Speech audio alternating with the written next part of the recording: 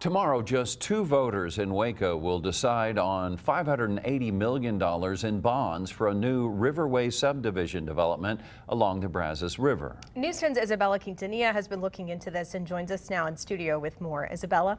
Yes, that's right, Lauren and Gordon. Earlier this year, the developer for this subdivision, Caldwell Companies, formed the Riverway Municipal Management District, where they hope to build almost 1,900 homes.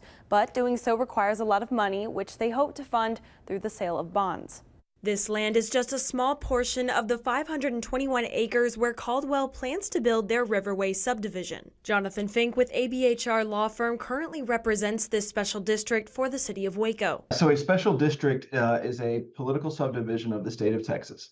And the main goal or the main purpose of the district is to provide public infrastructure in mostly master plan communities, but other multi-use developments within the state. Also providing developers with the funding mechanisms such as grants, loans, or in this case, bonds. However, it is up to the voters to authorize whether they can issue almost $582 million in bonds, which has been split into 4 different propositions. The purpose of the propositions is to approve an amount of bonds that can be sold in the district. So an umbrella of bonds. Now, that doesn't mean that bonds that is approving the bonds to be sold. It's just the ability to sell bonds. Further explaining that those bonds aren't even sold until the public infrastructure is complete, with the developer funding construction in hopes of being reimbursed. Each sale of those bonds in the future depend on the taxable value that the developer creates.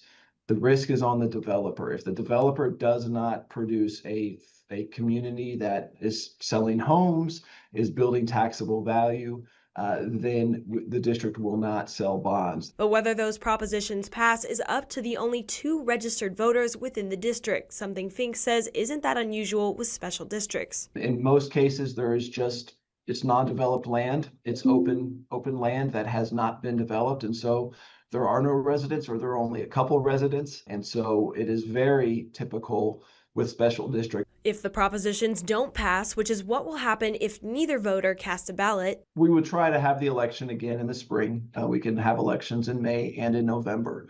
And the developer would have to really make a choice on whether or not they want to move forward. Now, I did also speak with the developers this morning who say so far they're on track and have already broken ground. Their hope is to start construction late next year, depending on what happens with this election.